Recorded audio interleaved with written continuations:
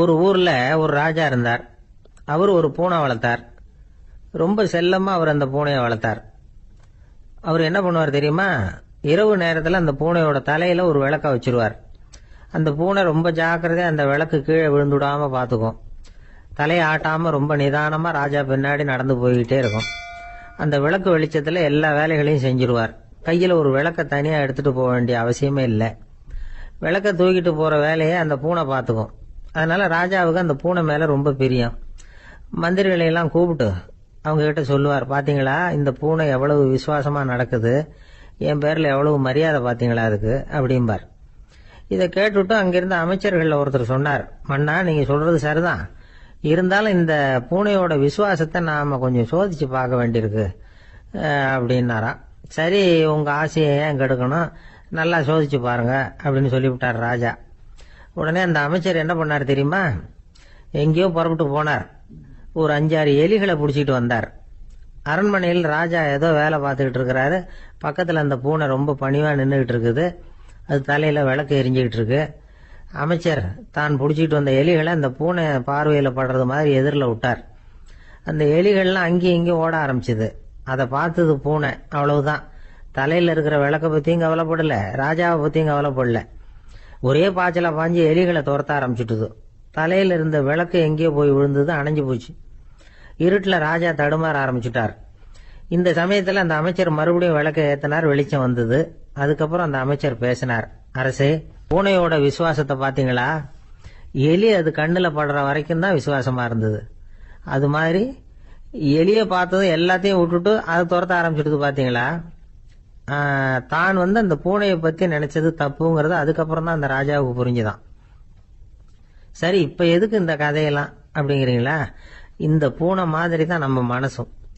மனசை எவ்வளவுதான் பயிற்சி கொடுத்து பக்குவமா வச்சிருந்தாலும் பார்க்கறதுக்கு பரமசாது மாதிரி தான் இருக்கும். பார்க்க வேண்டியதை பார்த்துட்டுதுன்னா பாஞ்சிரும். இந்த பூனை மாதிரி புலன் இன்ப பொருள்கள் கிட்டாத வரைக்கும் மனம் அடங்கி இருக்கிறது மாதிரி தான் தெரியும். கொஞ்சம் வாய்ப்பு கிடைச்சாலும் அது குதிக்க ஆரம்பிச்சிரும், தப்பு பண்ண ஆரம்பிச்சிரும். பெரிய பெரிய முனிவர்கள் வாழ்க்கையில நடந்த வீழ்ச்சி இதை தான் நிரூபிக்குது. புலன்களின் ஆற்றல் அதிகம். அதனால மனக்கட்டுப்பாடு பயிற்சிகள்ல ரொம்ப எச்சரிக்கையா இருக்கணுங்கிறார் சுவாமி சிவானந்தர். மது பழக்கத்தையே விட்டுட்டேன்னு உறுதியா இருப்பான். கடை கண்ணுல பட்டுட்டுதுன்னா கால் அவனை கேட்காமலே இழுத்துக்கிட்டு உள்ள போயிடும். இதுதான் மனசுங்கிறது. அதுதான் அந்த ராஜா வளர்த்த பூனை. நம்மால் ஒருத்தன் அந்த ராஜா பூனை தலையில விளக்க வச்சது மாதிரி இவன் தன்னுடைய தலையிலேயே ஒரு விளக்க ஏற்றி வச்சுக்கிட்டு என்னத்தையோ தேட ஆரம்பிச்சான். தேடிட்டு இருக்கிறான். தலையை ஆட்டாம நிதானமா நடந்து ரொம்ப நேரமா தேடிட்டு இருக்கிறான். அந்த சமயம் அங்க வந்த ஒருத்தர், என்னத்தை தேடுறீங்கன்னு கேட்டார். அதுதான் மறந்து போச்சு அப்படின்னு இழுத்தான். சரி, கொஞ்சம் இப்படி உட்காருங்க, ஞாபகம் வந்ததும் தேட ஆரம்பிக்கலாம் அப்படின்னாரு அவரு. இவன் கொஞ்ச நேரம் உட்காந்து யோசிச்சான். அப்புறம் திடீர்னு எழுந்திருச்சான். ஞாபகம் வந்துட்டுதுன்னா. என்னன்னு கேட்டார். எங்க வீட்டுல இருந்த விளக்க எங்க வச்சேன்னு தெரியல, அதுதான் தேடிட்டு இருக்கிறேன், ஏத்தி வைக்கலாம்னு பாக்குறேன் அப்படின்னா. ஒரு ஊர்ல ஒரு குரு இருந்தார், ஜென் குரு. அவரை தேடிட்டு ஒரு மன்னர் வந்தார். வந்தவர் ஜப்பான் மன்னர். தோட்டக்கலையை பத்தி தெரிஞ்சிட்டு போறதுக்காக அவர் வந்தார். எப்படி தோட்டம் அமைக்கிறது அப்படிங்கறத பத்தி அந்த குரு விவரமா சொல்லி கொடுத்தாரு. 1 நாள் 2 நாள் இல்ல, 3 வருஷம் கத்து கொடுத்தார். அதுக்கப்புறம் சொன்னார், நான் கத்து கொடுத்துட்டேன், இனிமே நீங்க போகலாம், போய் தோட்டம் அமைக்கலாம், அதுதான் உங்களுக்கு பரிசை. தோட்டம் அமைச்ச பிறகு சொல்லி அனுப்புங்க, நான் பாக்கிறேன். நீங்க இங்க என்னவெல்லாம் கத்துக்கிட்டீங்களோ அதையெல்லாம் அங்க செயல்முறையில செஞ்சு காட்டுங்க அப்படின்னு சொல்லி அனுப்பி வச்சார். மன்னர் போனார். அரண்மனைக்கு பக்கத்திலேயே ஒரு பெரிய தோட்டத்தை உண்டு பண்ணினார். அழகான மரங்களையும் செடிகளையும் உருவாக்கினாரு. கிட்டத்தட்ட 1000 தோட்டக்காரர்களை பயன்படுத்தி 3 வருஷங்கள் முயற்சி பண்ணி அந்த அழகான தோட்டத்தை உருவாக்கினார். குரு கிட்ட இருந்து செய்தி வந்தது, நாளைக்கு தோட்டத்தை பாக்கிறேன் அப்படின்னு. மன்னர் உடனே சுறுசுறுப்பாயிட்டார். முதல் நாளே தோட்டத்தை சுத்தப்படுத்தினார். ராத்திரி பூரா யாரும் தூங்கல. எல்லாருக்கும் தோட்டத்தை ஒழுங்குபடுத்துற வேலை. அது அந்தந்த இடத்துல ஒழுங்கா இருக்குதா அப்படின்னு சரி பார்த்தாங்க. ஒரு தவறும் இல்லாத வகையில அதை ஒழுங்குபடுத்தினாங்க. மறுநாள் குரு வந்தார், தோட்டத்தை பார்த்தார். அவருக்கு கோபம் வந்துட்டுது. மன்னருக்கு ஆச்சரியம், எப்பவும் சிரிச்சுக்கிட்டே இருக்கிறவர் இப்ப எப்படி இருக்கிறாரே அப்படின்னு. மெதுவா குரு கிட்ட போய், எல்லாம் சரியா தானே இருக்குது அப்படின்னார். எல்லாம் சரிதான், ஆனாலும் எங்கே அந்த பொன்னிற காற்று அப்படின்னார். உதிர்ந்த இலைகள், பொன் மஞ்சள் நிற இலைகள் காற்றில் அப்படி புரண்டு ஓடுவதை நான் பார்க்க முடியவில்லையே அப்படின்னாராம். அது இல்லாம இந்த தோட்டம் உயிரோட்டம் உள்ளதா இருக்காது, இதுல பாடல் இல்லை, ஆடல் இல்லை, அதெல்லாம் இல்லாம இந்த தோட்டம் ரொம்பவும் செயற்கையா தெரியுதேன்னாராம். மன்னர் இப்பதான் யோசனை பண்ணார். கீழே கிடந்த காஞ்சி போன இலைகள் மட்டும் இல்ல, மரத்துல இருந்த காஞ்சி போன இலைகளையும் அப்புறப்படுத்தி சுத்தமா வச்சிருக்கிறார். இறப்பும் வாழ்க்கையினுடைய ஒரு பகுதி தான். மரணம்ங்கிறது வாழ்க்கைக்கு எதிரானது அல்ல, அதை நிரப்பும் ஒரு பகுதி தான் அது. மரணம் இல்லையில் வாழ்க்கையே இல்லை அப்படிங்கிறது பெரியவங்க கருத்து. இப்ப அந்த தோட்டம் அழகா தான் இருக்குது, இருந்தாலும் அது ஒரு ஓவியம் மாதிரி உயிர் இல்லாமல் இருக்கு. குரு ஒரு வாளியை கையில எடுத்துக்கிட்டார், தோட்டத்தை விட்டு வெளியில போனார். ஏற்கனவே வீசி எறிந்த அந்த சருகுகளை எல்லாம் அள்ளி கொண்டுட்டு வந்தார். உள்ள எல்லா இடங்கள்லயும் அதை வீசினார். உடனே காத்து அந்த காய்ந்த சருகுகளையும் பழுத்த இலைகளையும் அசைக்க ஆரம்பிச்சுட்டுது. இப்போ அங்க சலசல சத்தம், சங்கீதம், இலைகளின் நடனம், ஓவியம் மாதிரி இருந்த அந்த தோட்டத்துக்கு இப்போ உயிர் வந்துட்டுது. இதுதான் அந்த பொன்னான காற்று அப்படின்னாராம் குரு. மன்னருக்கு புரிஞ்சுது. மிகப்பெரிய ஜென் கேள்வி ஒன்று உண்டு. உம்மான் அப்படிங்கிற ஒரு பெரிய குருவை பார்த்து துறவி ஒருத்தர் கேட்டாராம், இலைகள் எல்லாம் கீழே விழுந்து மரங்கள் மொட்டையாக இருக்கும் பொழுது என்ன நடக்கும்? இதுதான் கேள்வி. இதுக்கு உம்மான் சொன்ன பதில் பொன்னான காற்று, தி கோல்டன் விண்ட் அப்படின்னாராம்.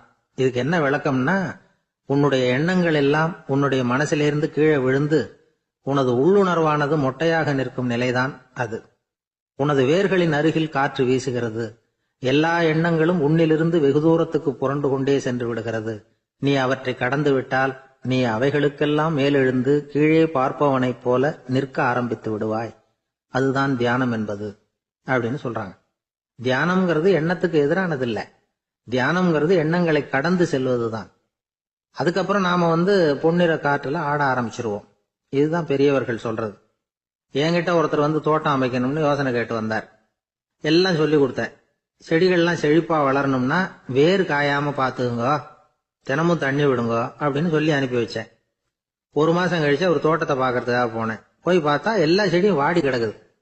என்னங்க இப்படி பண்ணிவிட்டீங்கன்னு. நீங்க சொன்னபடிதான் செஞ்சேன்னார். என்ன செஞ்சீங்கன்னு கேட்டேன். வேர் காயாம பாத்துக்க சொன்னீங்க, தினமும் ஒரு தடவை எல்லா செடியையும் ஒவ்வொன்னா புடுங்கி பார்த்து வேர் காயாம இருக்கா அப்படின்னு பார்த்துட்டு அதுக்கப்புறம் தண்ணி பாய்ச்சனே, அவ்வளவுதான் அப்படின்னார். ஒரு ஜென் துறவி, அவருக்கு ரொம்ப வயசாயிட்டுது, கடைசி காலம். நண்பர்களெல்லாம் கூப்பிட்டார். நண்பர்களே, நான் வித்தியாசமான முறையில சாகணும்னு ஆசைப்படுறேன், அதுக்கு ஏதாவது யோசனை சொல்லுங்களேன் அப்படின்னு கேட்டாராம். நண்பர்கள் சிரிச்சாங்க.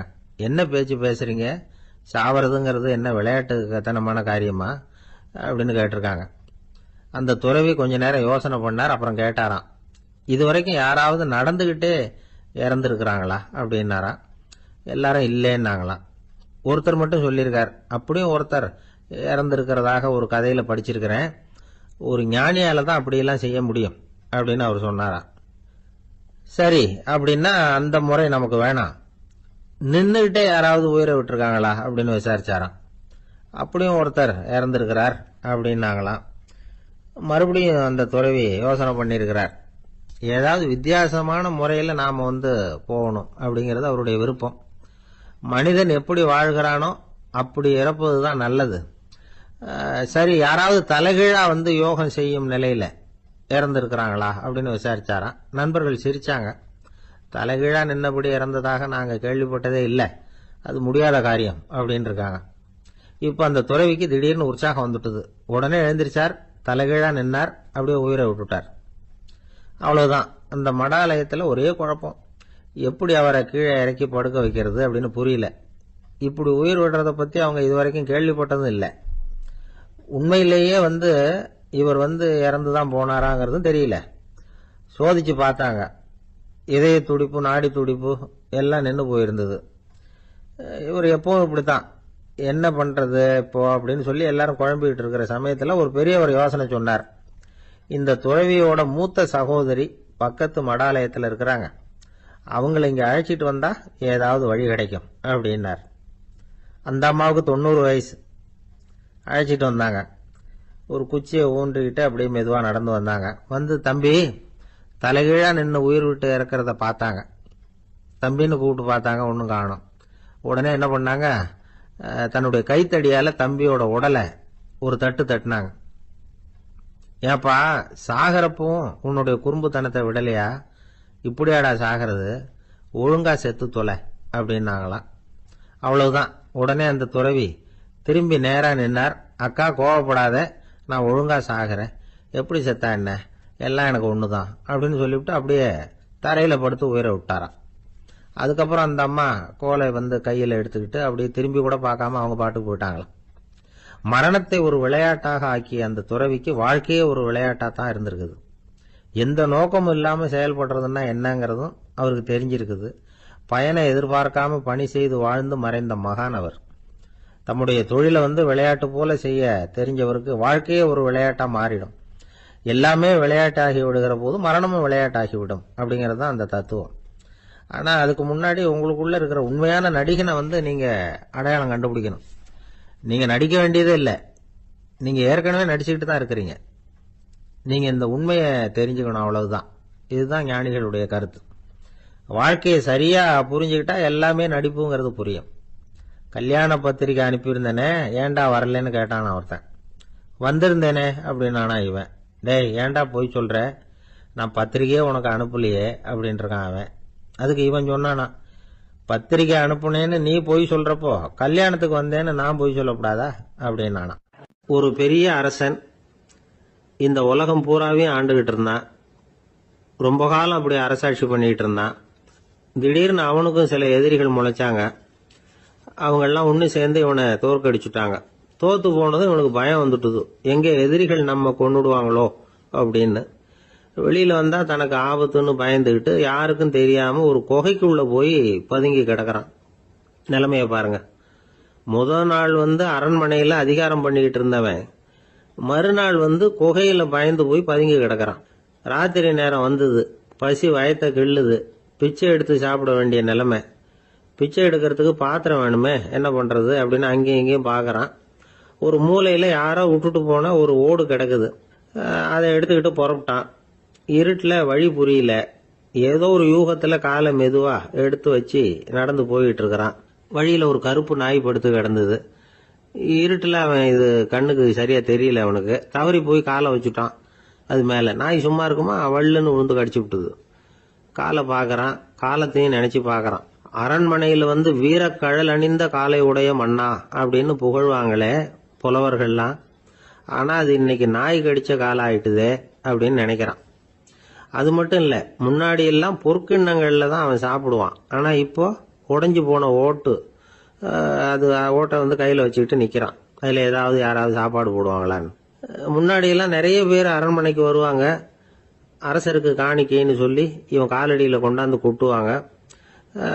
அப்போல்லாம் இவன் அந்த ஜனங்களுடைய முகத்தை திரும்பி கூட பாக்குறது இல்ல, ரொம்ப கர்வமா உட்காந்துருப்பான். அதே ஆளு இன்னைக்கு எல்லாரு கண்ணிலையும் படுறது மாதிரி பிச்சை எடுத்துக்கிட்டு இருக்கிறான். அப்போலாம் காணிக்கைகளை தன்னுடைய கையால வாங்குறது தனக்கு கௌரவ குறைச்சல்னு நினைச்சு தன்னுடைய வேலைக்காரங்களை விட்டு தான் அதை வாங்க சொல்லுவான். இப்போ பாத்தீங்கன்னா அவனே தன் கையாலேயே பிச்சை வாங்குறான். நினைச்சு பாருங்க, அந்த மனுஷன் முத நாள் அரசன், மறுநாள் பிச்சைக்காரன். எவ்வளவு வித்தியாசம். செல்வம் தான் இப்படி ஒரு வித்தியாசம் ஏற்படுறதுக்கு காரணம். அப்படிப்பட்ட செல்வம் வாழ்க்கையை நடத்துறதுக்கு நமக்கு தேவைதான். ஆனா அதையே நாம் அடைய வேண்டிய பயனா நினைக்கிறோம் பாருங்க, அதுதான் வேடிக்கை. இத நம்மாழ்வார் அழகா ஒரு பாசுரத்துல சொல்றார். ஒரு நாயகமாய் ஓட உலகுடன் ஆண்டவர், கருணாய் கவர்ந்த காலர், சிதைகிய பானையர், பெருநாடு காண இம்மையிலே பிச்சைதாம் கொள்வர், திருநாரணன் தாழ் காலம் பெற சிந்தித்து உய்மினோ அப்படிங்கிறார் நம்மாழ்வார். ஒரு பெரிய பணக்காரர் ஒரு துறவிகிட்ட போய், சாமி என்கிட்ட நிறைய பணம் இருக்கு, இருந்தாலும் நிம்மதி இல்ல, என்னால நிம்மதியா இருக்க முடியல, என்ன காரணம்னு கேட்டாராம். உடனே அந்த துறவி இதுக்கு நேரடியா பதில் சொல்லாம பக்கத்துல நின்றுகிட்டு இருந்த ஒரு குழந்தைய கூப்பிட்டார். அது ஓடியாந்தது. ஒரு ஆப்பிள் பழத்தை எடுத்து அது கையில கொடுத்தார். அதை வாங்கிக்கிட்டு குழந்தை சிரிச்சுது. இன்னொரு பழத்தை எடுத்து கொடுத்தார். அதை இன்னொரு கையில வாங்கிட்டு சிரிச்சுது. மூணாவது ஆப்பிள் எடுத்து கொடுத்தார். 2 பழத்தையும் நெஞ்சில் அணைச்சிக்கிட்டு 3வது பழத்தையும் வாங்கறதுக்கு முயற்சி பண்ணிச்சு.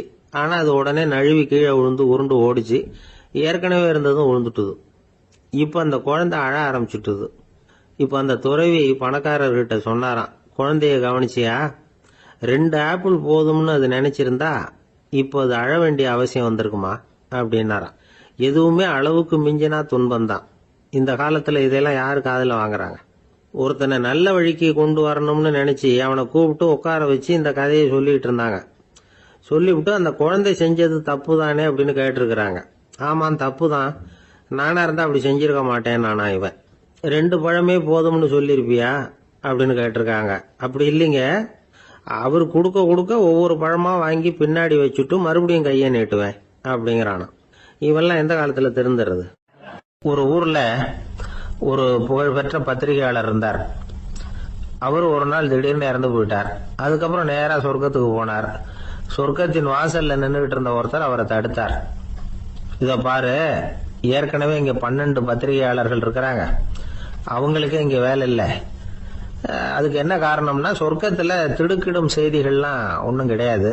அப்படி என்ன இருக்க போகுது இங்க எல்லாம் அது ஒழுங்கா நடந்துகிட்டு இருக்கோம்.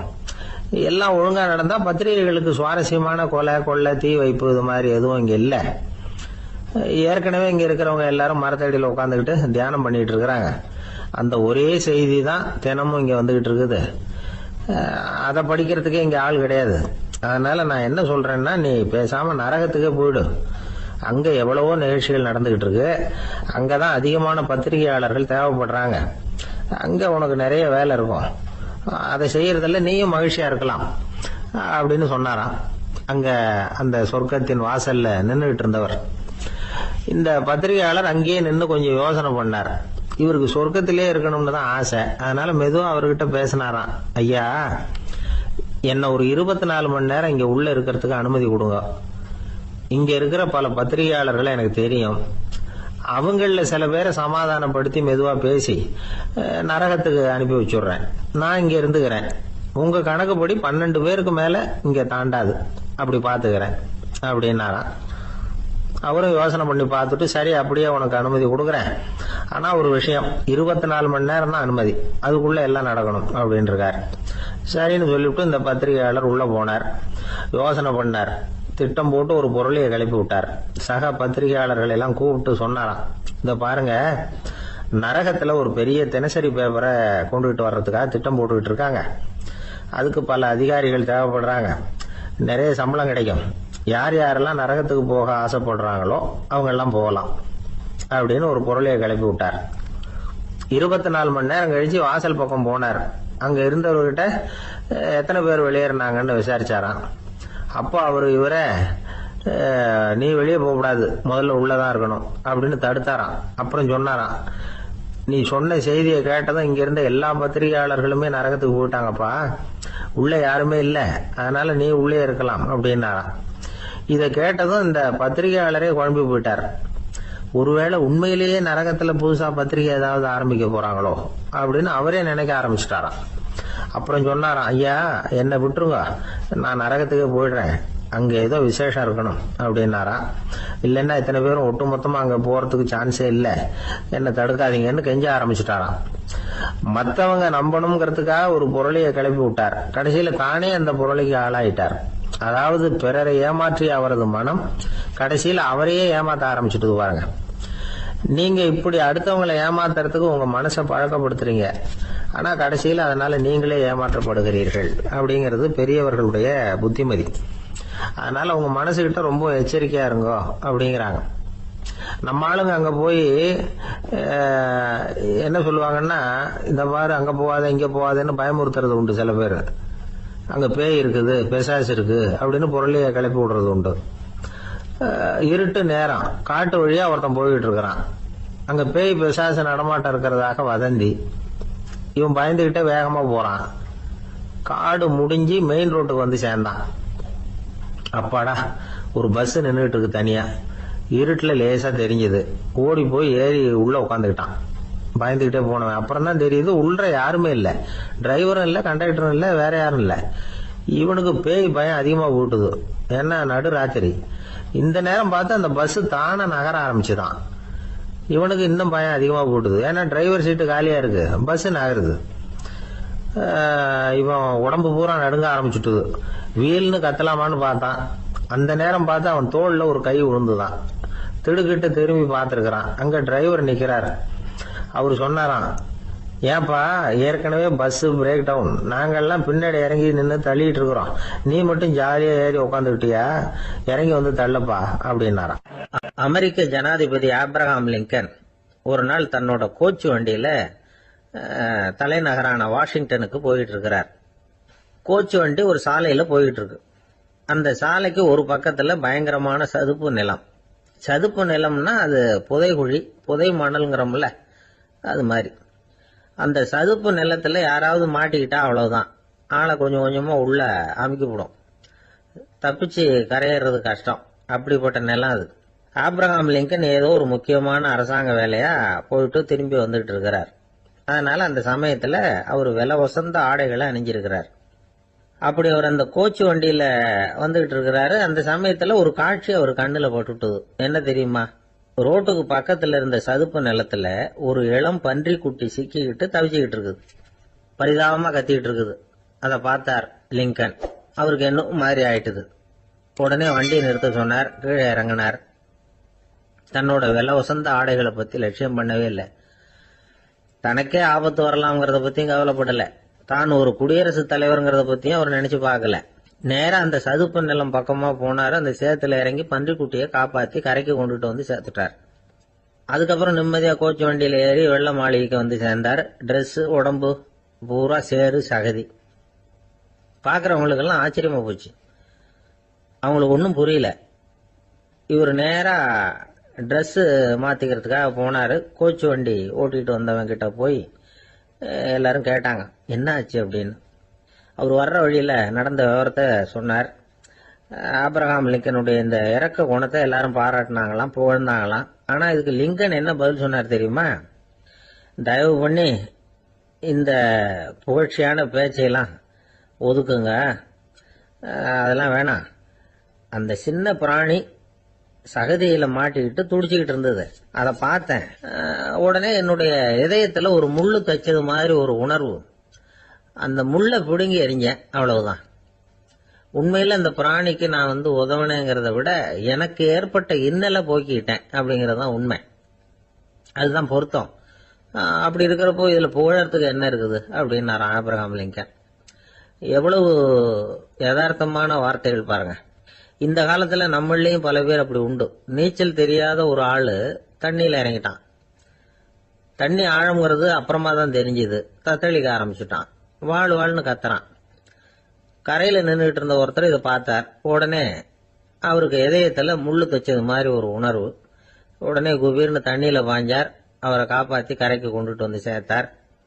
இத பார்த்துக்கிட்டு இருந்த இன்னொருத்தர் காப்பாத்தின அந்த ஆளை பாராட்டி புகழ்ந்தார். என்ன புகழாதீங்க சார் அப்படின்னாரு அவர். ஏன்னு கேட்டார் இவர். நான் அந்த ஆளை ஏன் காப்பாத்தினேன் தெரியுமா?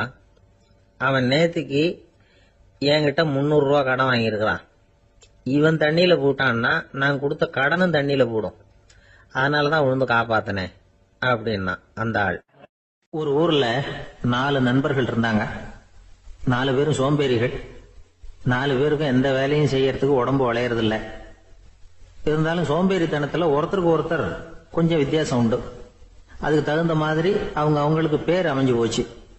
ஒருத்தன் கால் சோம்பேறி, இன்னொருத்தன் அரை சோம்பேறி, அடுத்தவன் முக்கால் சோம்பேறி, கடைசி ஆளு முழு சோம்பேறி. இவங்க 4 பேரும் நண்பர்கள்.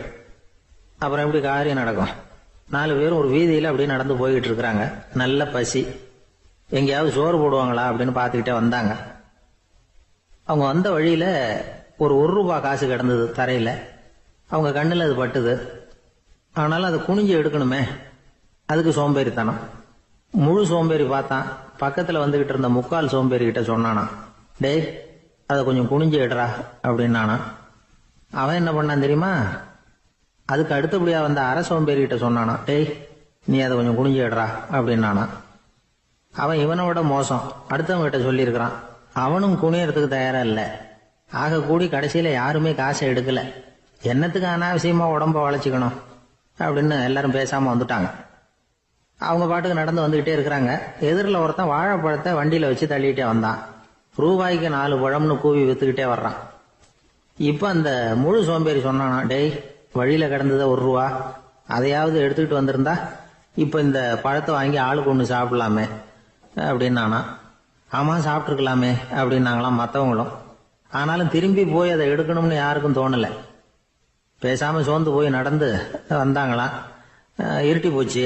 வழியில ஒரு கோவில். சரி இங்கேயே படுத்து தூங்குவோம் அப்படின்னா ஒருத்தன். அதுதான் சரின்னாங்க மற்றவங்களும். அப்படியே மண்டபத்தில் படுத்துட்டாங்க. கோவில் அர்ச்சகர் வேலையெல்லாம் முடிச்சு விட்டு வெளியில வந்திருக்காரு. இவங்கள பார்த்தாராம். ஏன் இப்படி சோர்ந்து போய் கிடக்குறீங்க அப்படின்னு விசாரிச்சிருக்காரு. 2 நாளாச்சுங்க நாங்க சாப்பிட்டு அப்படின்னாங்களாம். அவர் உடனே ஐயோ பாவம் அப்படின்னு சொல்லி பானை, விறகு, அரிசி, தண்ணி எல்லாம் கொடுத்து நீங்களே சமையல் பண்ணி சாப்பிட்டுக்குங்க அப்படின்னு சொல்லிவிட்டு போயிட்டார்.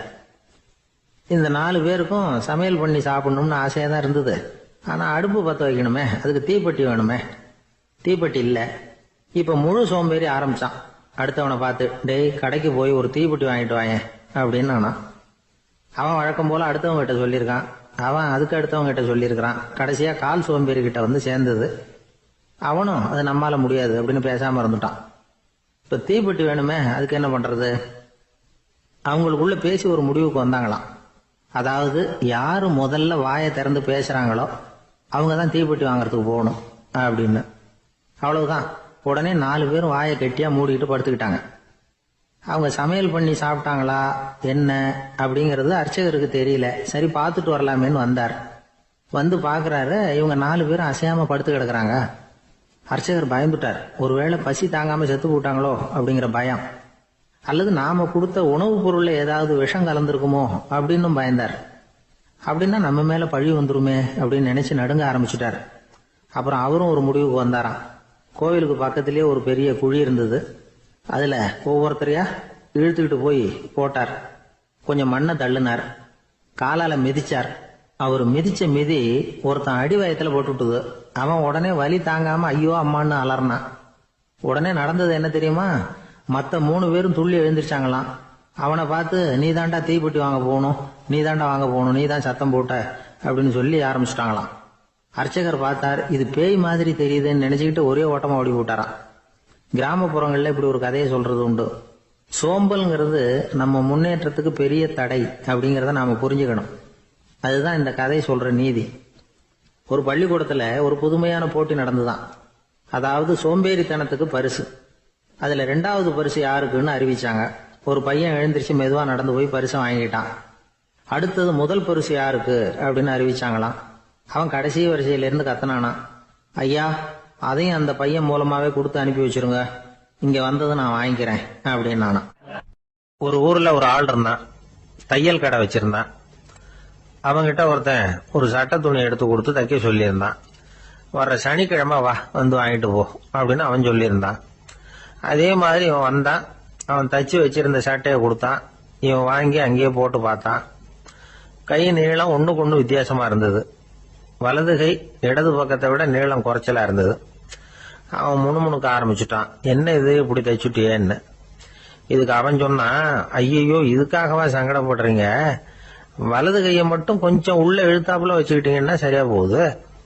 மற்றபடி அந்த சட்டையில உள்ள கலை அம்சத்தை கவனிங்க. எவ்வளவு அற்புதமா தச்சிருக்கேன் பாருங்க. ஒரு சின்ன குறைய இப்படி எல்லாம் பொருட்படுத்த வேண்டியதில்லை. நான் சொன்னது மாதிரி கைய கொஞ்சம் உள்ள இழுத்தது மாதிரி வச்சுக்கிட்டு நடந்து போங்க, ஜோரா இருக்கும் அப்படின்னா. அவனும் யோசிச்சு பார்த்தான்.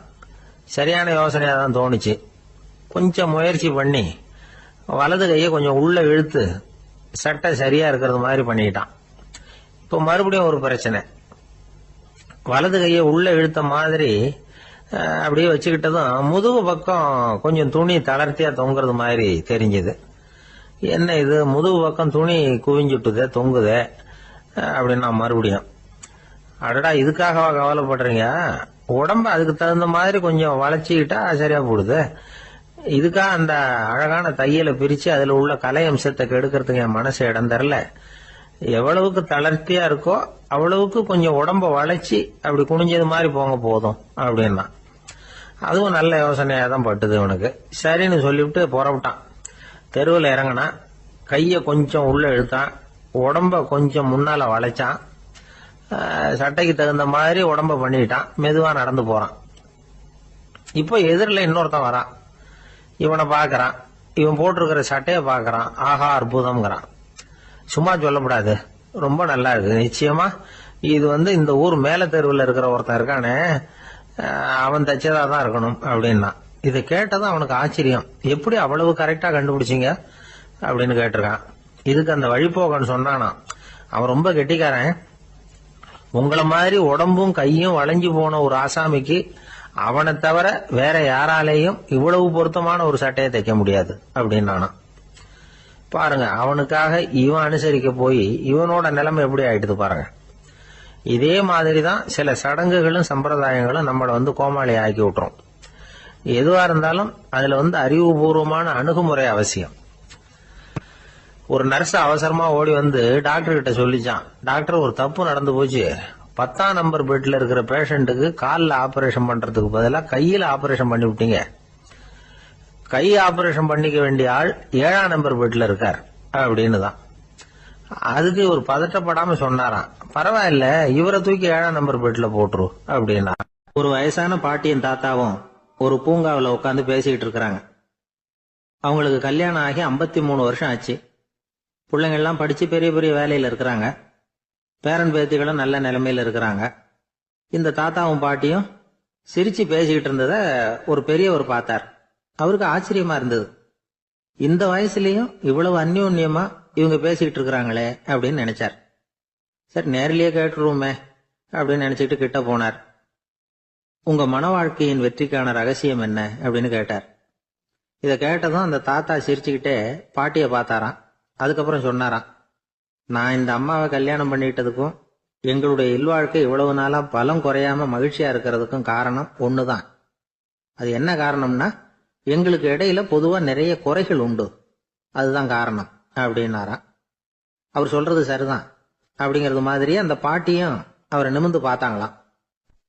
இந்த பெரியவர் மறுபடியும் அந்த பாட்டியை பார்த்து அதே கேள்வியை கேட்டிருக்கார். உங்களுடைய நீண்டகால மன வாழ்க்கைக்கு கிடைச்ச வெற்றி எதனாலேன்னு சொல்ல முடியுமா அப்படின்னு கேட்டாராம். அவங்களும் சிரிச்சுக்கிட்டே பதில் சொன்னாங்களாம். என்ன பதில் தெரியுமா? சில பேரை நாம குறிப்பிட்ட பண்புகளுக்காக நேசிக்கிறோம், வேற சிலரை நாம அந்த பண்புகள் இல்லாத குறைகளுக்காகவே விரும்பி பழகிறோம் இல்லையா அப்படின்னு கேட்டுட்டு தலையில் குனிஞ்சுக்கிட்டாங்களாம் அந்த பாட்டியம்மா. அவங்க அப்படி சொன்னதை கேட்டதும் இவருக்கு புதுசா ஞானம் பிறந்தது மாதிரி இருந்துதான். இதுதான் மனம் நிறைந்த மன வாழ்க்கை அப்படிங்கிறார் சுவாமி சின்மயானந்தர். பண்புகளை எப்படி நேசிக்க முடியுதோ அதே மாதிரி பண்புகள் இல்லாத குறைகளையும் நேசிக்க முடியும். மனசுதான் காரணம். ஒரு மேல்நாட்டு தம்பதி, அவங்களும் தாத்தா பாட்டி தான். அவங்க 2 பேரும் ஒரு பூங்காவில் உட்காந்து சிரிச்சு பேசிக்கிட்டு இருக்கிறாங்க. அத ஒருத்தர் பார்த்தார். அவருக்கு ஆச்சரியம், இவ்வளவு காலம் ஆகி இந்த வயசுலயும் இப்படி அன்பா பேசிக்கிட்டு இருக்கிறாங்களே அப்படிங்கிற ஆச்சரியம். கிட்ட நெருங்கி போனாரு. கேட்டார், ஏன் தாத்தா, உங்களுக்கு கல்யாணம் ஆகி எவ்வளவு வருஷம் ஆச்சுன்னார். 55 வருஷம் ஆச்சுன்னாராம் அவரு. இன்னமும் இவ்வளவு சந்தோஷமா இருக்கிறீங்களே, அதுக்கு என்ன காரணம்னு கேட்டிருக்கார். அதுக்கு என்ன காரணம்னா, இதுவரைக்கும் எங்களுக்குள்ள சண்டையே வந்ததில்லை அப்படின்னாராம். அது எப்படி முடியும்னு கேட்டிருக்கார் இவர் ஆச்சரியமா. அந்த தாத்தா சொல்ல ஆரம்பிச்சாராம், இத பாருப்பா, எங்களுக்கு கல்யாணம் ஆன புதுசுல நானும் என்னுடைய மனைவியும் ஒரு குதிரை மேல ஏறி ஒரு காட்டு வழியா போய்கிட்டு இருந்தோம். கொஞ்ச தூரம் போனதும் அந்த குதிரை எடக்கு பண்ணிச்சு.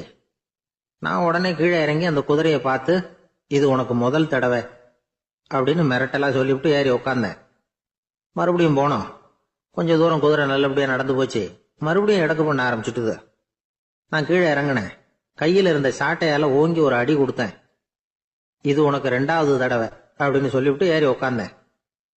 மறுபடியும் குதிரை கொஞ்ச தூரம் நல்ல விதமா நடந்து போச்சு. அப்புறமும் எடக்கு பண்ண ஆரம்பிச்சுட்டுது.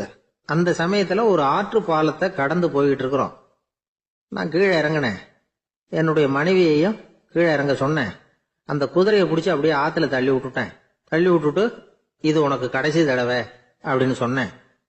அதை பார்த்ததும் என் மனைவி பதறி போயிட்டாங்க. போய், ஐயோ பாவம், என்ன இப்படி பண்ணிவிட்டீங்க, உங்களுக்கு மனசுல கொஞ்சம் கூட இறக்கமே இல்லையா அப்படின்னாங்க. நான் மெதுவா இவங்க பக்கம் திரும்பி, இது உனக்கு முதல் தடவை அப்படின்னு. அவ்வளவுதான், அன்னையில இருந்து இன்னைய வரைக்கும் ஒரு நாள் கூட எங்களுக்குள்ள சண்டையே வந்ததில்லை அப்படின்னு விளக்கம் கொடுத்தார் அந்த தாத்தா. காஞ்சிபுரத்துல பல்லவ ராஜா ஒரு கோவில் கட்டினார், கைலாசநாதர் கோவில். அதுக்கு கும்பாபிஷேகம் பண்றதுக்கு ஒரு நாள் குறிப்பிட்டு அதுக்கு வேண்டிய ஏற்பாடுகள்லாம் பண்ணினார். முதல் காரியமா கடவுளை வேண்டிக்கிட்டார். நீங்க இந்த கும்பாபிஷேகத்துக்கு நேர்ல வந்து கலந்துக்கணும்னார். கடவுள் அந்த ராஜா கனவுல வந்தார். நீ கும்பாபிஷேகம் வச்சிருக்கிற அதே நாள்ல அதே நேரத்துல எனக்கு இன்னொரு ஊர்ல ஒரு கும்பாபிஷேகம் இருக்குது, அதுக்கு போக வேண்டியிருக்கு. அதாவது திருநின்ற ஊர்ல என்னுடைய பக்தர் ஒருத்தர், அவரும் ஒரு கோயில் கட்டி கும்பாபிஷேகம் செய்யறார். நான் அதுக்கு போக வேண்டியிருக்கு, அதனால உன்னுடைய தேதியை நீ மாத்தி வச்சுக்கோ அப்படின்னார். கடவுள் தான் எங்கேயும் இருக்கிறவராச்சே, அவர் நினைச்சா 2 இடத்துலயும் இருந்து கோயில் கும்பாபிஷேகத்தை நடத்த முடியாதா? ஏன் இப்படி செய்யல? அது ஒரு முக்கியமான காரணத்துக்காகத்தான். திருநின்ற ஊர்ல இருந்த பூசலாருங்கிற அந்த அடியாரின் பெருமையை இந்த உலகத்துக்கு எடுத்து காட்டணுங்கிறதுக்காகத்தான் கடவுள் அந்த ராஜா கிட்ட அப்படி சொன்னார். சரி, அந்த அடியார் அப்படி என்னதான் பெருசா கோயில் கட்டி விட்டார்? ராஜா கட்டின கோயிலை விட பெருசா? அவர் கட்டினது கருங்கல்லாலேயோ மண்ணாலேயோ மரத்தாலேயோ இல்ல. அவர் கட்டின கோயில் வேற மாதிரி. அது மனசால கட்டின கோயில், மனசுக்குள்ள இருக்கிற கோவில், மனக்கோவில். அந்த அடியார் தன்னோட மனசுக்குள்ள மாசக்கணக்கா ஒவ்வொரு கல்லா சேர்த்து கட்டின கோவில். இந்த விஷயம் ராஜாவுக்கு தெரியாது. அவர் என்ன நினைச்சுட்டாரு, அது நாம கட்டின கற்கோயிலை விட ரொம்ப பெருசா இருக்கும் போல இருக்கு அப்படின்னு நினைச்சுட்டாரு. சரி, அப்பேற்பட்ட அந்த கோயிலை தரிசனம் பண்ணிவிட்டு வருவோம் அப்படின்னு நினைச்சு ராஜா திருநின்ற ஊருக்கு போறார். அங்க போய் பார்த்தா கோயிலையும் காணும், ஒன்னையும் காணும். கடைசியில பூசலார் கட்டின மனக்கோவில் தான் அதுங்கிறத அவர் புரிஞ்சுக்கிறார்.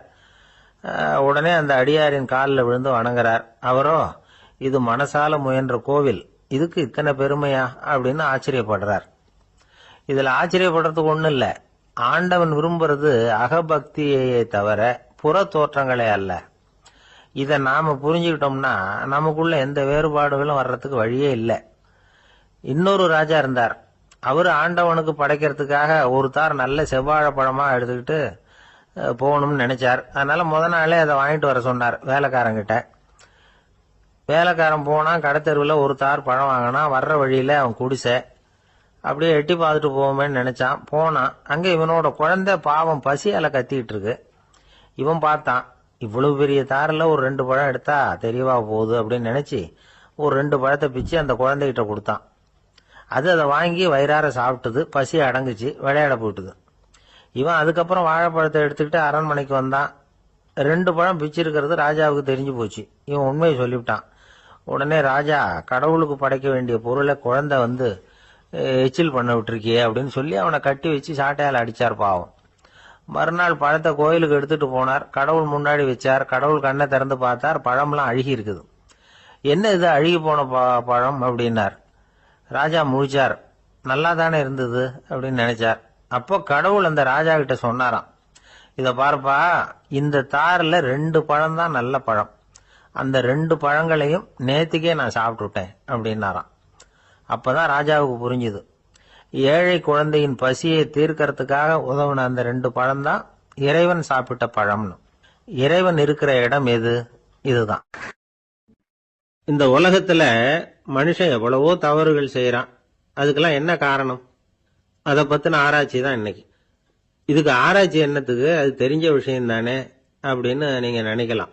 ஆனா அப்படி அலட்சியமா இந்த விஷயத்தை விட்டுறக்கூடாது. பொதுவா எல்லோரும் நினைக்கலாம், எது சரி எது தவறு அப்படின்னு தெரியாததுனால தான் மனுஷன் தப்பு பண்றான் அப்படின்னு. ஆனா அப்படி சொல்லிட முடியாது. மனுஷன் தெரிஞ்சே தான் தவறுகள் பண்றான். இப்போ உதாரணத்துக்கு, ஒரு சாலையில இடது பக்கம் போக வேண்டிய ஒருத்தர் நடுக்கோட்டை தாண்டி வலது பக்கமா வண்டியை ஓட்டிட்டு போறாருன்னு வச்சுங்க. என்னப்பா இது தப்பு இல்லையா அப்படின்னு அவர்கிட்ட கேட்டா, அதெல்லாம் எனக்கு தெரியும், நீ உன் வேலையை பார்த்துட்டு போ அப்படிம்பார். வலது பக்கமா போறது தப்புன்னு தெரிஞ்சே தான் அவர் அப்படி செய்யறார், அப்படி போறார். பெரிய உத்தியோகத்துல இருக்கிறவங்க கூட லஞ்சம் வாங்குறாங்க. அவங்களுக்கெல்லாம் லஞ்சம் வாங்குறது தப்புன்னு தெரியலன்னு அர்த்தம். திருடுறது தப்புன்னு தெரியாமலாம் மனுஷன் திருடுறான். நல்லாவே தெரியும். நீங்க வேணும்னா கேட்டு பாருங்க, வேற வழி இல்ல அதனாலதான் திருடுறேன்பா. திருடுறது ஒரு புண்ணியமான காரியம்னு திருடனே கூட சொல்ல மாட்டான். திருடுறது தவறுங்கிறது திருடனுக்கு தெரியும் அப்படிங்கறத விளக்கறதுக்காக ஒரு பெரியவர் ஒரு கதை சொன்னார். அதாவது 2 திருடர்கள் 2 பேரும் சேர்ந்து ஒரு வீட்டுக்கு போய் ஒரு 10,000 ரூபாயை திருடிட்டு வந்துடுறாங்க. ஒரு காட்டு வழியா வந்துகிட்டு இருக்கிறாங்க. இன்னும் விடியல. 2 பேருக்கும் தூக்கம் கண்ணை சுத்துது. சரி, இப்படியே ஒரு மரத்தடியில படுத்து தூங்குவோம், காலையில விடிஞ்சதும் இந்த பணத்தை 2 பேரும் பங்கு போட்டுக்குவோம் அப்படின்னு முடிவு பண்றாங்க. அதே மாதிரி படுத்து தூங்குறாங்க. நடு ராத்திரியில ஒரு திருடன் முழிச்சுக்கிறான். விடிகிற வரைக்கும் காத்துக்கிட்டு இருந்தா 5000 ரூபா தான் கிடைக்கும், இப்பவே கம்பி நீட்டினா 10,000 ரூபா கிடைக்கும் அப்படின்னு யோசிச்சு பார்த்துட்டு ஒரு முடிவுக்கு வந்தான். மெதுவா அந்த 10,000 சுருட்டிக்கிட்டு அடுத்தவனுக்கு தெரியாம ஓடி போயிட்டான். விடியுது. அடுத்தவன் எழுந்திரிச்சு பாக்குறான். பணத்தையும் காணல, பாகஸ்தனையும் காணல. இந்த திருடன் அந்த திருடனை திட்டுறான். திருட்டு பய, அயோக்கிய பய, இப்படி அநியாயமா கிளப்பிட்டு போட்டானே அப்படிங்கிறான். இதுல இருந்து என்ன தெரியுது? தெரியாம எடுத்துக்கிட்டு போறது திருட்டு, அயோக்கியத்தனம், அநியாயம் அப்படிங்கறது இவனுக்கு தெரிஞ்சிருக்குது. அதனாலதான் அடுத்தவனை பார்த்து இப்படி திட்டுறான். அதனால தெரியாததுனால மனுஷன் தவறு பண்றான்னு சொல்றது சரியில்லை. அப்படின்னா மனுஷன் பண்ற தவறுகளுக்கு உண்மையான காரணம் தான் என்ன? இதே சந்தேகம் அர்ஜுனனுக்கும் வந்துதான்.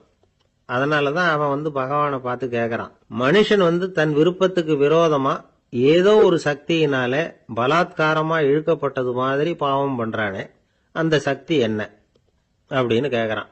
இதுக்கு பகவான் பதில் சொல்றார். காமமும் குரோதமும் தான் அந்த சக்திகள், அதாவது ஆசையும் சினமும். இது ரெண்டும் உன்னுடைய எதிரிகள் அப்படிங்கறத புரிஞ்சுக்கோ அப்படிங்கிறார். இன்னமும் நுணுக்கமா பார்த்தா காமத்தினுடைய மறு உருவங்கள் தான் குரோதமும் லோபமும்.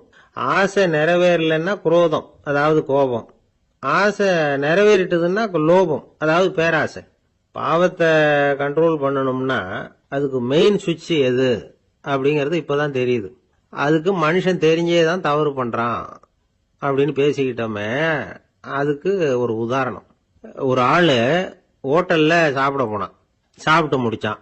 எழுந்திரிச்சு முதலாளி கிட்ட பில்ல கொடுத்தான். காசை கொடுக்கல. முதலாளி பணம் கொடுன்னு கேட்டார்.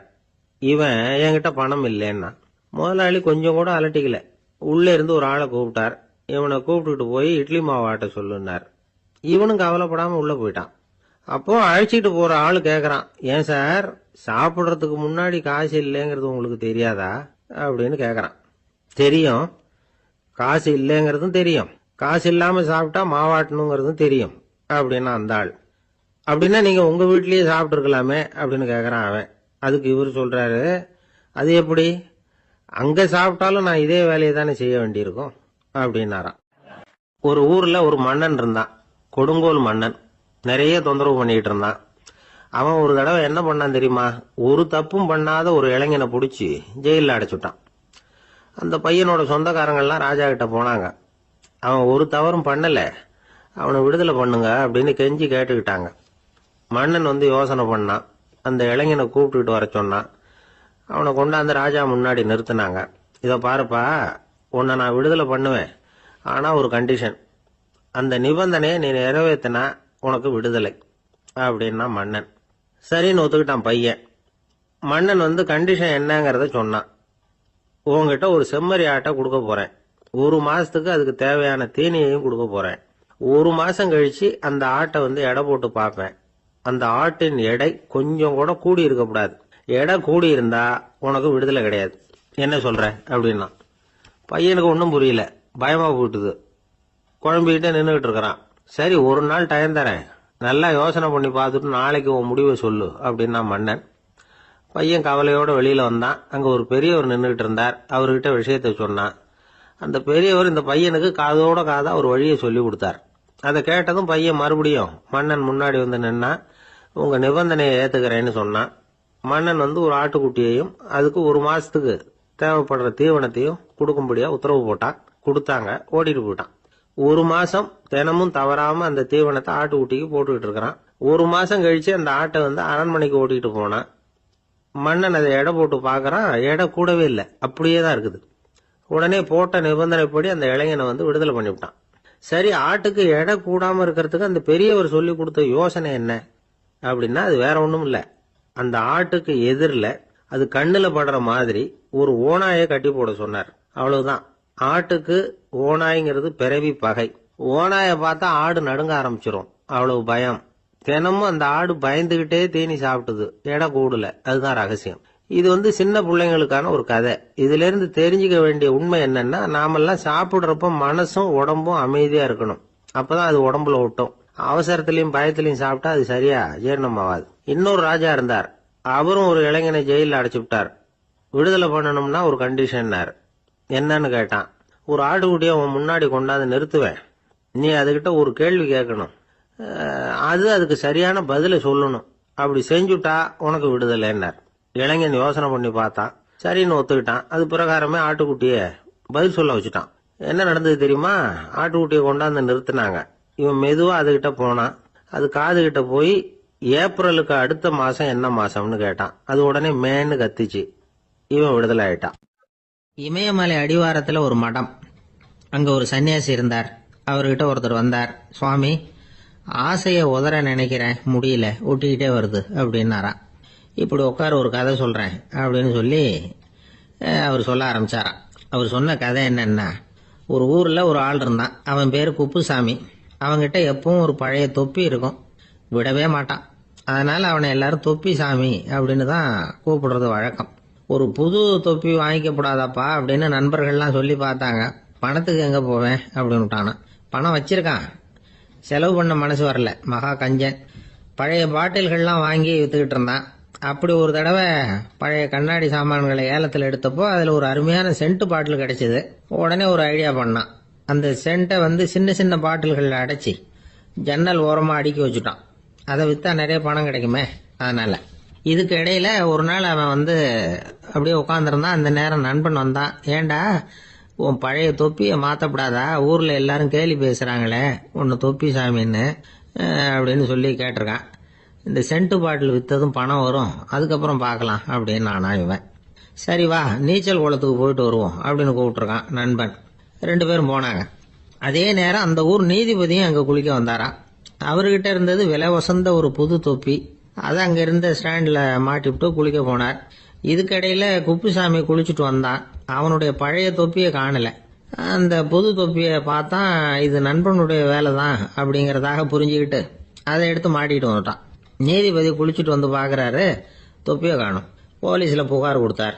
அவங்க தேடினாங்க. ஒரு மூலையில் பழைய தொப்பி கிடைச்சது. அடடா, இது நம்ம குப்புசாமியோட தொப்பி இல்லையா அப்படின்னு நானா ஒருத்தன். உடனே அவன் வீட்டுக்கு தேடிட்டு போயிருக்காங்க. அங்கே போய் பார்த்தா புது தொப்பி அங்கே இருக்குது. உடனே அவனுக்கு 1000 ரூபாய் அபராதம் போட்டாங்களாம்.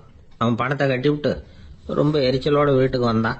பழைய தொப்பி கண்ணில் பட்டது. மறுபடியும், உன்னால தானே எனக்கு 1000 ரூபா நஷ்டம் அப்படின்னு சொல்லி அதை எடுத்துக்கிட்டு அப்படி போயிருக்கான். அந்த ஊர் குளத்துல வீசி எரிஞ்சுட்டு வந்துட்டான். அது மீன் பிடிக்கிற ஒருத்தன் கையில் சிக்கிச்சு. அவன் வர்ற வழியில் அதை எடுத்து வேகமாக வீசி எறிஞ்சான். அது நேராக குப்புசாமி வீட்டு ஜன்னல் வழியாக உள்ள இந்த சென்ட்டு பாட்டில்கள் மேலே உழுந்து எல்லாம் உடஞ்சி நொறுங்கி போச்சு. குப்புசாமி பார்த்தான். தோட்டத்தில் ஆழமாக ஒரு குழியை வெட்டினான். அந்த தொப்பியை போட்டான், மூடிவிட்டான். இதை அடுத்த வீட்டுக்காரன் பார்த்தான். ஏதோ புதையல் தான் வச்சிருக்கான் போல இருக்குன்னு நினைச்சான். போலீஸில் போய் புகார் கொடுத்துட்டான். மறுபடியும் போலீஸ் குழியை தோண்டினாங்க. பழைய தொப்பி மறுபடியும் வெளியில் வந்தது. எல்லாரும் சிரிக்கிறாங்க. அன்னைக்கு ராத்திரியே அந்த தொப்பியை எடுத்துக்கிட்டு நேராக புறப்பட்டான். ஒரு கல்லில் அதை சேர்த்து கட்டி குடிநீர் தொட்டி இருக்கும்ல, அதில் போட்டுட்டு வந்துட்டான். இனிமேல் என்ன பண்ணும் பார்ப்போம்னு. ஒரு நாள் திடீர்னு குழாயெல்லாம் அடைப்பட்டு போச்சு. மாநகராட்சி அலுவலர்கள் என்னன்னு பார்த்தா அந்த பழைய தொப்பி குழாயை அடைச்சிக்கிட்டு இருக்குது. இது குப்புசாமியோட தொப்பிங்கிறது தான் எல்லாருக்கும் தெரியுமே. உடனே குடிநீரை பாழாக்கணத்துக்காக குப்புசாமிக்கு கோர்ட்டு 2500 ரூபாய் அபராதம் போட்டுவிட்டுது. அதையும் கட்டிவிட்டு வெளில வந்தான். கடைசியாக முடிவு பண்ணான். ஒரு நெருப்பு குச்சியை கிழிச்சான். தொப்பியை கொளுத்தினான். எரிஞ்சது. எடுத்து வெளில எரிஞ்சான். கொஞ்ச நேரத்தில் தீ அணைப்பு படம் வந்துட்டுது. ஆமாம், இவன் எடுத்து எரிஞ்சது வெளியில் விழுந்து வீட்டு கூரையே பற்றிக்கிட்டு எரிய ஆரம்பிச்சுட்டுது. அவனோட பணத்தாசையும் அதோட சேர்ந்து எரிஞ்சு போச்சான். இப்படி ஒரு கதை. இந்த கதையை சொல்லி முடிச்சார் அந்த இமயமலை அடிவாரத்தில் இருந்த சன்னியாசி. இப்ப அந்த குப்புசாமி எங்க இருக்கிறான்னு கேட்டார் எதிரில் இருந்தவர். இதோ உன் எதிரிலே இருக்கிறான், நான் தான் அந்த குப்புசாமி அப்படின்னாரான் அந்த சன்னியாசி. அந்த குப்புசாமி கிட்ட இருந்தது மாதிரி ஒரு பழைய தொப்பி நம்ம ஒவ்வொருத்தர்கிட்டையும் உண்டு. அதை எப்படி தொலைக்கிறதுன்னு தெரியாம தடுமாறிக்கிட்டு இருக்கிறோம். அது என்ன தொப்பிங்கிறீங்களா? அதுதான் நம்மை சூழ்ந்திருக்கிற மாயை அப்படிங்கிறார் சுவாமி சின்மயானந்தர். மெய்ஞானம் கிடைக்கிறப்போ மாயை எரிஞ்சு போகும் அப்படிங்கிறது அவருடைய கருத்து. நம்மால் ஒருத்தர் வேகமா ஓடி வந்தார். காலில் மாட்டியிருந்த பழைய செருப்பு 2 ஆவேசமா தூக்கி ஒரு கிணத்துல போட்டுட்டு வெறுங்காலோட நடந்து வந்துகிட்டு இருக்கிறார். ஏன் அப்படி பண்ணீங்க அப்படின்னு கேட்டோம். அந்த செருப்புக்கு சொந்தக்காரன் பின்னாடி வந்துகிட்டு இருக்கிறான், அதனால அப்படி பண்ணேன் அப்படிங்கிறார் இவர். இந்த உலகத்துல எவ்வளவோ உயிரினங்கள் இருக்கு. ஒவ்வொன்றும் ஒவ்வொரு விதமா சண்டை போடுது. இப்ப 2 மாடு சண்டை போட்டுக்குதுன்னு வச்சுங்க, என்ன பண்ணும்? 2 முட்டிக்கும். அதுக்கு சண்டை போடுறதுக்கு ஆயுதமா உபயோகப்படுறது அதோட கொம்பு. 2 சேவல் சண்டை போட்டுக்குதுன்னு வச்சுங்க, அதுக்கு ஆயுதமா உபயோகப்படுறது அதோட கால் நகம். காலால தான் அது ஒன்னோட ஒன்று சண்டை போட்டுக்கும். ஆனால் 2 மனுஷன் சண்டை போட்டுக்கிறான்னு வச்சுங்க, இவன் இன்னதை தான் ஆயுதமாக உபயோகப்படுத்துவான்னு குறிப்பிட்டு சொல்ல முடியாது. கல்லை எடுப்பான், கத்தி எடுப்பான், துப்பாக்கி எடுப்பான், என்ன வேணாலும் பண்ணுவான். வாயால் திட்டுவான், கையால் அடிப்பான், காலால் உதைப்பான், சகலகலா வல்லவன். விலங்குகள்லாம் பொதுவாக வாயை சாப்பிட்றதுக்கு மட்டும்தான் உபயோகப்படுத்துது. ஆனால் இவனுக்கு சாப்பிட்றதுக்கும் அதுதான், சாப்பிட்டு விட்டு திட்டுறதுக்கும் அதுதான். ஆனால் ஒரு விஷயத்தில் மட்டும் கெட்டிக்கிறேன். அதாவது நாம் சண்டை போட்டுக்கிட்டாலும் பரவாயில்லை, கோழிகள் சண்டை போடாமல் இருக்கணும் அப்படின்னு ஆசைப்படுறான். எதுக்காக?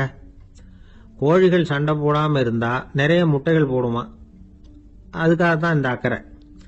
கோழி பண்ணை வச்சிருக்கிறவங்களுக்கு இது ஒரு பெரிய பிரச்சனை. அதாவது பண்ணையில் இருக்கிற கோழிகளுக்குள்ள அடிக்கடி சண்டை வந்துடும், அதனால முட்டை உற்பத்தி குறைஞ்சிரும். சரி, இதுக்கு என்ன பண்ணுறது? பண்ணையில் போய் உட்காந்துக்கிட்டு தினமும் பஞ்சாயத்து பேசிகிட்டு இருக்க முடியுமா? அமெரிக்காவில் கோழி பண்ணை வச்சிருக்கிற ஒருத்தர் இதை பற்றி யோசனை பண்ணி பார்த்தாராம். ஒரு வழியையும் கண்டுபிடிச்சிருக்கார்.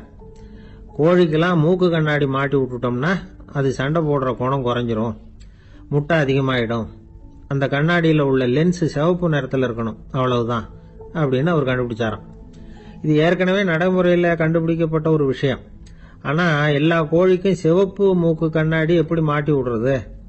அப்படியே மாட்டி விட்டாலும் அது நழுவாமல் இருக்கணுமே. இப்போ நாமெல்லாம் நடு வரலால மூக்கு கண்ணாடி நடுவில் தொட்டு அப்படி ஸ்டைலாக சரி பண்ணிக்கிறோம், அது மாதிரி கோழி எப்படி சரி பண்ணிக்கும்? இதுதான் பிரச்சனை. இதுக்கு அவர் என்ன வழி கண்டுபிடிச்சாருன்னா, கோழிக்கெல்லாம் மூக்கு கண்ணாடிக்கு பதிலாக விழியொட்டு வில்லைகள், கான்டாக்ட் லென்ஸ், அதை பொருத்தி விட்டா என்ன அப்படின்னு யோசனை பண்ணார். அதே மாதிரி பண்ணார். அதே மாதிரி செஞ்சு பார்த்தார், வெற்றி. அதுக்கப்புறம் கோழியெல்லாம் சண்டை போட்டுக்கலையாம், சமாதான பிரியர்கள் ஆகிட்டு தான். கோழிகளுக்கு இயல்பாகவே சண்டை போடுற குணம் உண்டு. ஆனால் அதோட கண்ணுக்கு பார்க்குற பொருள்லாம் ரோஜா நிறத்துலையோ அல்லது இன்னும் சொல்ல போனால் அழுத்தமான சிவப்பு நிறத்துலையோ தெரிஞ்சதுன்னா சண்டை போடுற குணம் குறைஞ்சிருதான். அந்த சமயத்தில் அது அதிகமாகவும் முட்டையிட ஆரம்பிச்சுடுதான். அதே நேரத்தில் இறை எடுக்கிறத கூட குறைச்சிக்குதான். இது ஏன் இப்படி பண்ணுதுங்கிறது விஞ்ஞானிகளுக்கு இன்னமும் புரியலையா. எப்படியோ அமெரிக்க கோழிகள்லாம் கான்டாக்ட் லென்ஸ் பொருத்திக்க ஆரம்பிச்சாச்சு. கோழி கழுத்தை பிடிச்சிக்கிட்டு ஒரு சில வினாடிகளில் அதை பொருத்தி போடுறாங்களாம். கோழியோட ஆயுள் பூரா அது அப்படியே இருக்குமா. பண்ணையில் முட்டை உற்பத்தி குறைஞ்சா இது மாதிரி விஞ்ஞானபூர்வமாக பரிகாரம் தேடுறது தான் நல்லது. நமக்கு வேண்டியப்பட்ட ஒருத்தர், அவர் ஒரு கோழி பண்ணை வச்சிருந்தார். அந்த பண்ணையில் பாதி கோழி திடீர்னு செத்து போச்சு. உடனே ஒரு கால்நடை மருத்துவர்கிட்ட போக வேண்டியது தானே, அங்கே போகல. உள்ளூரில் மந்திரம் பண்ணிட்டு இருந்த ஒரு சாமியார்கிட்ட போனார். அவர் காலில் விழுந்தார். சாமி, என் பண்ணையில் பாதி கோழி செத்து போட்டுதுன்னார். சாமியார் யோசனை பண்ணார். சரி, பண்ணையில் வாசப்படி கிழக்கு பக்கமாக வச்சிருக்கியா மேற்கு பக்கமாக வச்சிருக்கியான்னு கேட்டார். கிழக்கு பக்கமாக இருக்குன்னார் அவர். அதுதான் தப்பு, மேற்கு பக்கமாக அதை மாற்றி சரியாக போடும்னாராம். அதே போல் இவர் போய் மாற்றிவிட்டார். அப்பவும் பாதி செத்து போச்சு. மறுபடியும் சொன்னார், சாமி மறுபடியும் பாதி கோழி செத்து போட்டுதேன்னார். சரி, கூரை எப்படி போட்டிருக்க, ஓடு போட்டிருக்கியா இல்லை கீத்து போட்டிருக்கியான்னார். ஓடு போட்டிருக்கேன்னாராம் அவர். அதுதான் தப்பு, கீத்து போட்டுரு சரியாக போடும்னாராம். சரின்னு போய் அதையும் மாற்றி பார்த்தார். மறுபடியும் போயிட்டுது, கோழி செத்து போச்சு. வந்தார், மறுபடியும் பாதி செத்து போச்சு சாமின்னு வந்தார். இவரும் யோசனையை மாற்றி மாற்றி சொல்லிகிட்டே இருக்கிறார். இப்படி அவரும் மாற்றி மாற்றி பார்த்தார். 6வது தடவையாக அவரை தேடிட்டு வந்தார்.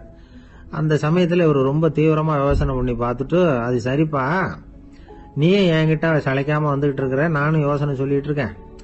இப்பவும் உங்ககிட்ட சொல்றதுக்கு என்கிட்ட யோசனை நிறைய இருக்கு, ஆனால் சோதிக்கிறதுக்கு உங்ககிட்ட கோழி இல்லையே, என்ன பண்றது அப்படின்னா. ஒரு காடு, நல்ல மரம்லாம் செழிச்சு இருந்தது.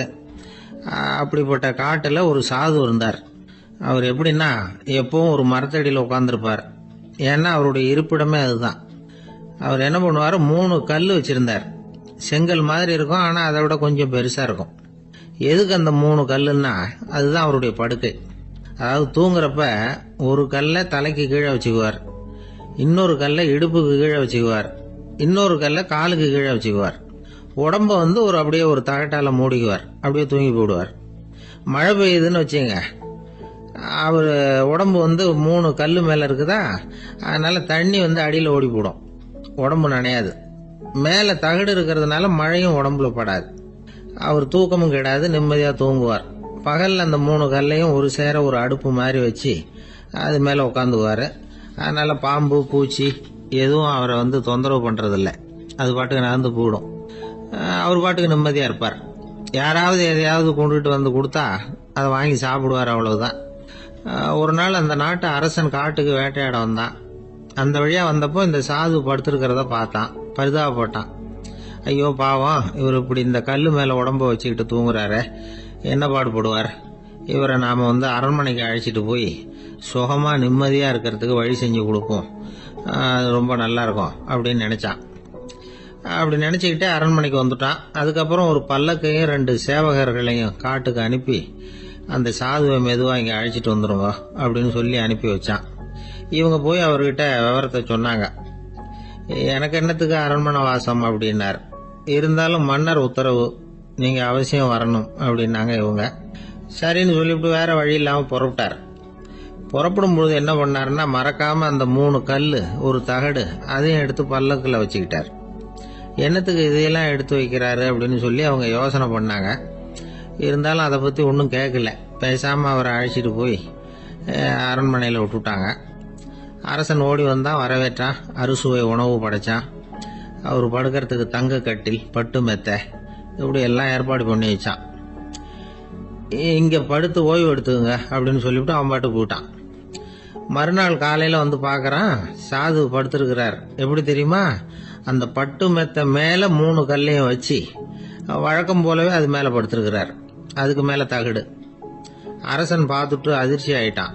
என்ன சுவாமி இப்படி அப்படின்னா, சாது சொன்னார், எனக்கு தேவையும் இல்லை குறையும் இல்லை, எல்லா இடத்துலயும் எனக்கு ஒரே மகிழ்ச்சி தான் அப்படின்னார். மகிழ்ச்சிங்கிறது தங்க கட்டிலேயோ பட்டு மெத்தையிலேயோ இல்லை, அது மனசுல இருக்கிற ஒரு விஷயம். உண்மையான மகிழ்ச்சிக்கு வழி மனப்பக்குவம் அப்படிங்கிறது அந்த அரசனுக்கு புரிஞ்சுதான். இந்த காலத்துல ஒரு சாமியார், அவரை தேடி ஒரு சீடன் வந்தான். என்னாச்சு தெரியுமா, சுவாமி எனக்கு நிம்மதி வேணும், அதுக்கு என்ன வழின்னு கேட்டான். சாமியார் நிமிர்ந்து பார்த்தார். அப்புறம் சொன்னார், நீ ஏகப்பட்ட பேர்கிட்ட கடன் வாங்கி இருக்கிற, அதையெல்லாம் திருப்பி கொடுத்தாதான் உனக்கு நிம்மதி கிடைக்கும்னார். இவனுக்கு ஆச்சரியம்.